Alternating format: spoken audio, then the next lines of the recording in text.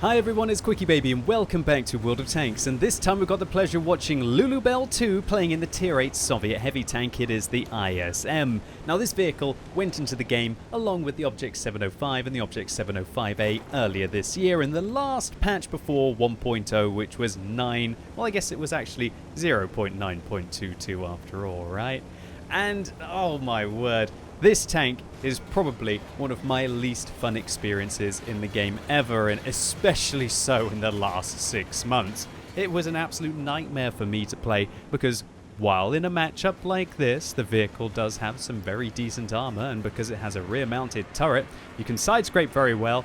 Just the reverse speed of this tank at 12 kilometers an hour, and the traverse speed of this tank, which is down to below 12 degrees a second on soft terrain. We're talking about you taking like, how many? That's like half a minute to turn this tank around completely in a sandy environment such as Sand River, for example. It was just so painful for me to play. And of course, you know, Tier 8 matchmaking is not exactly in the best position right now. That's a complete understatement. It's actually living hell, really, in World of Tanks, isn't it? So I was just constantly meeting Tier 9, Tier 10 tanks, and I just almost gave up kind of caring with this vehicle. But I didn't free experience it in the end. I think I managed to get it complete in some kind of 3 or 5 times experience event, and that's always makes you a little bit more motivated to really try hard and grit your teeth and bear it, right?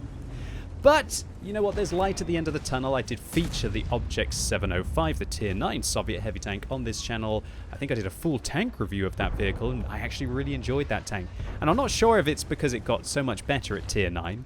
Actually, I think it did as well. But also, you know, Tier 9 matchmaking is just so much more comfortable than Tier 8 right now.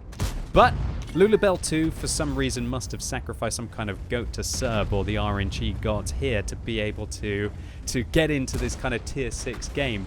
But he's also managing to play on Erlenberg, a map which I know I featured on Sunday, but this is going to be a complete different perspective of Erlenberg. Now, you know me, I usually like to play my faster vehicles. I like to try and take the flanks. I want to try and win a flank so I can surround and flank my opponents by winning one of the edges of the map.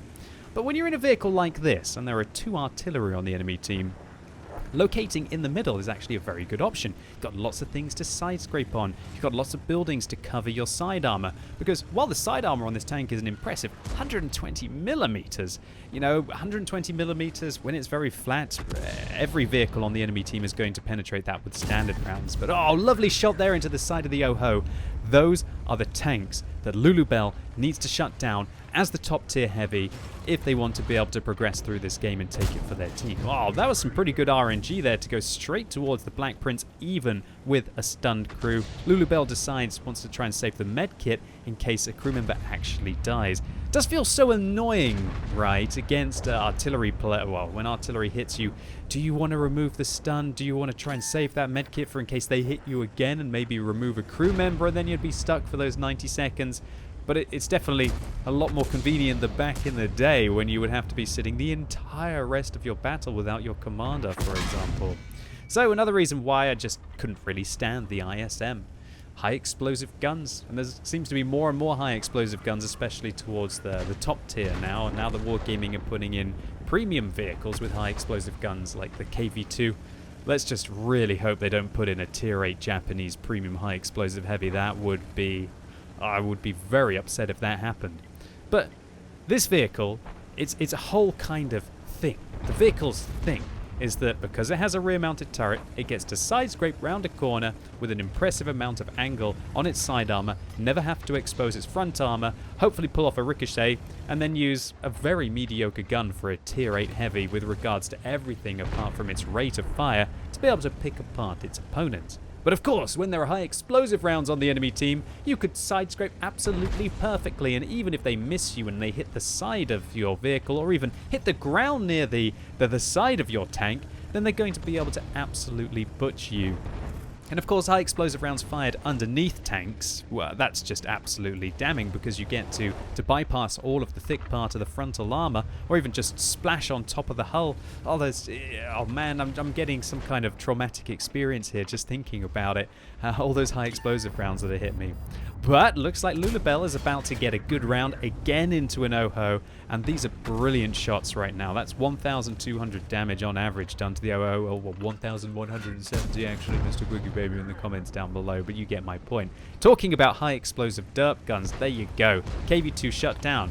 But for some reason, I don't really have a problem with the KV2. I don't know why that is. Is it because it's always just been such a fun tank to play? And I guess it's because it's a big lumbering turret that doesn't feel like it has ridiculous armor, and its aim time and its accuracy is poor enough. Just feels like the Japanese heavies, for some reason, with me, they're not the least accurate. And I think their splash radius is just so large that it always seems to cause me a problem. But let me know in the comments. I'd be very interested to hear your opinion. Does anyone out there absolutely despise the KV2 for the same reasons that I didn't like playing my ISM against some of the higher tier Japanese heavies, for example? I'd be interested to know what you think. Why is it that people don't seem to mind the KV2, but they really don't like the Type 4 and Type 5 heavies, for example? So Lulu Bell sets an ambush. There you go. First OHO shut down on the enemy team, but there's still one left in the platoon. And unfortunately, Lulu Bell's teammate in the T-32 has fallen a little bit prematurely in this game and left Lulu Bell now in a very tricky scenario, because if the enemy team have got a 4-tank advantage and 2 of the enemy's top tier tanks are still alive. Now it looks like the enemies never won the West, right? They might now win the East, and they might try and progress around and kill the self-propelled guns. So it looks like Lulabelle is deciding to try and make an aggressive play through the middle here to maybe at least try and take out a few of the tanks before inevitably the flank is lost. Oh, the artillery missing the lightly armored tier 6 Swedish tank destroyer there. If they're able to get that IKV-65-2 out the game, that would be great, because that thing's packing a 90mm, I think, with 240 alpha damage and very impressive penetration as well. That's still a nightmare for a tank like an ISM unless you can truly sidescrape keep the frontal armor. You notice just how lumbering this tank is. It just feels so sluggish, and I question why? Why did this vehicle need to be so sluggish? I guess because Wargaming didn't want to create something that would compete with the IS-3, or maybe they just thought it was balanced. And to be fair, in a matchup like this, it's looking like the armor is actually worth something, right? An artillery shell narrowly missing Lulabelle's tank there as they decide to try and push right through the middle of the map now. Not sure if Lulabelle is going to turn their attention to the OHO to their left. Oh, 122 hit points. That is great news for Lulabelle here. OHO, will you be... Oh, tries to fire, I think, a high explosive round there through a tiny little gap, but the OHO narrowly avoids death. But Lulabelle's going to go for a second shell here through a tiny gap. Wham, bam, thank you. Shuts down that tier 8 Japanese heavy, and one of the most important tanks for Lulabelle to take down, because now there's no more high explosive derp guns on the enemy team, unless the Su-100 wants to try and fire HE with that 122mm gun, but I would far rather use AP on that tank. Alright, so now the Hummel falls, and Lulabelle's team is truly melting away. Only 2 tanks left on Lulabelle's team, and now it's just Lulabelle and a Tiger called Monkey Business. Oh dear. Facing down 9 tanks, well, 7 tanks and 2 self-propelled guns on the enemy team. Lulabelle now surrounded, starts to take some shells from the left, from the right. Premium rounds there from the tier 6 Swedish auto-loading medium tank. Lulabelle comes around the corner hoping to find the Stridsvagn M4257, maybe make a mistake, try and get greedy and try and put a couple of rounds into the side of their armor. Now deciding to reverse, turns their attention towards the south, and where the T-71 and the Su-100 will probably be flanking. Now what I like about the way that Lulabelle plays this is that Lulabelle is constantly thinking about trying to assess the situation and not get flanked. And when you've got all of your armor towards the front of the vehicle, and you just really don't want to get caught in the side, that's one of the most important things to do. So a high explosive round here loaded shuts down the Stridsvagn M4257. Lulabelle decides to load another HE round here, I guess for the IKV-65. Well, this isn't going to go through the front of an Su-100, and a bit of a misplay there. An armor-piercing round would have been much better and would have secured the kill on the tier 6 Soviet heavy tank, but luckily the armor-piercing round bounces off and secures an extra 390 hit points for Lulu Bell. Now the IKV on the flank and the Tiger on Lulu Bell's team dies, which means that they are now in a 1 versus 7 situation, having momentarily been in a 1 versus 8 scenario. Here we go. These are the kinds of games where you are pushed to the max, especially so in a tank that I feel is so slow and lumbering such as this. All of these movements must be made well in advance. You have to almost predict where the enemies are going to be coming from to try and keep your armor effective in the game, to try and survive it.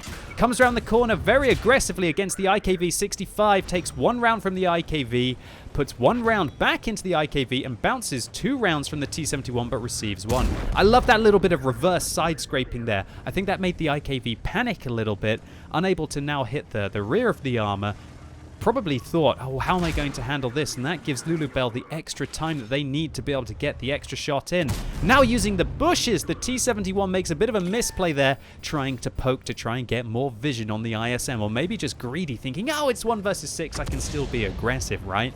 And Lulu Bell is shutting down tanks left, right, and center right now. Talking about tanks, Black Prince comes out round the corner. Lulu Bell fluffs a shot there. And you know what? You've got to be careful. Lulu Bell's on 8 kills. There are 5 vehicles left on the enemy team, and Lulu Bell only has 8 shells left remaining. 3 armor-piercing shells and 3 APCR rounds. Lulu Bell slowly reverses around, trying to catch the Pantera. There's the Black Prince, 342 health. That means that Black Prince is going to be a one-shot, and so is the Pantera. But another miss means that now Lulu Bell has only 7 shells remaining against those 5 vehicles. 2 more misses, and they are going to have to hit every single shot, and 3 misses, and they're going to have to do some kind of ramming to be able to win this game. Artillery shells all around Lulu Bell right now. There's the Black Prince. Oh, fires in another clutch shot, and the horrible .42 accuracy and rather mediocre dispersion values of this vehicle with the 3 seconds aim time rears their ugly head. Now 6 shells and 5 vehicles left. Looks like Lulu Bell realizes the situation, decides to press their advantage on the P-44 Pantera. That's a tier 8 auto-reloading Italian medium tank who decides to try and run away from Lulu Bell and allows Black Prince to fire a high explosive round into the side there. 2 high explosive rounds to be exact. Lulu Bell now catches an easy 8 right out in the open, who decides to try and run away from the ISM, knowing that they've been flanked. Lulu Bell angers their armor well towards the M4 A3E8 Sherman, who is unable to go through the front of this vehicle when it's angled like that.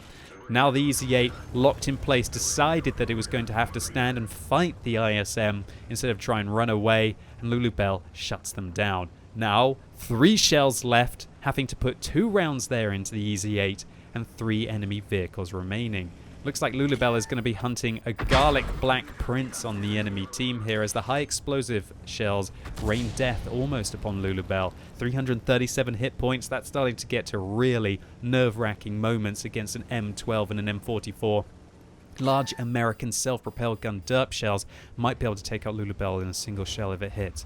Oh my word, is Lulu Bell really going to manage that? Wow, what knowledge, or just great awareness of the scenario there. Shuts down the Black Prince through a window. That was fantastic play. I had no idea about that window. Wow, Lulu Bell showing their experience in the middle of Erlenberg, or maybe just their amazing ability to quickly adapt to the scenario. Okay, that's it. 11 kills. 6,300 damage. Oh my word. An M12 and an M44 between Lulu Bell and possibly one of the most glorious victories I've seen in one of my most hated tanks, at least recently, right? Lulu Bell decides, you know, with 1 minute and 20 seconds left on the game, there's only one way to win this, and that is forward. Let's charge down these self-propelled guns who seem to be firing randomly left, right, and center to maybe try and splash Lulu Bell's last known location.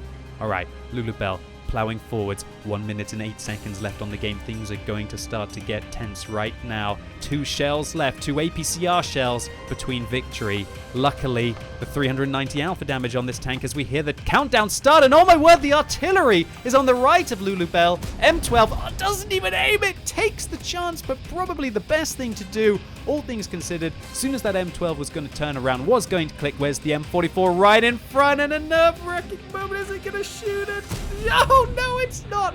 Lulu Bell shuts down the M44 with the final remaining shell in their vehicle. 0 shells remaining, all ammunition fired. What an absolute crazy moment at the end of this game. And just a phenomenal carry, great awareness, just keeping alive, putting your tank in the correct situation, and not giving up hope when most players would have probably just been cursing the matchmaker, or at least their team. So check out these hero medals. Oh my word, Lulu Bell. Starting with the one that everybody wants, the Kolobanos medal for standing alone against at least 5 opponents. In this case, I believe it was 8. A Faden's medal. This is a special medal for killing the final remaining tank with your final remaining shell. A Pascucci's medal for those 2 self-propelled gun kills. And a Pools medal for 13 kills. Oh, and lucky for some, 1 short of the Rosenai Heroes medal, the rarest, I believe, in the game, and one that I haven't even been able to achieve yet, and a high caliber for 6,779 damage dealt. A steel wall for blocking how much damage here? Yeah, like only 2,115. Still not great considering this vehicle was at death's door at the end of the game. And this was in the best possible matchup for this vehicle. Imagine what it does against tier 9 and tier 10 tanks. And also a crucial contribution medal. And this is hilarious. I mean, ditto. Yeah, I'm pretty sure Lulu Bell was giving you an absolute ribbing and making a few jokes. They fed you a crucial contribution medal, getting 13 and 0 here.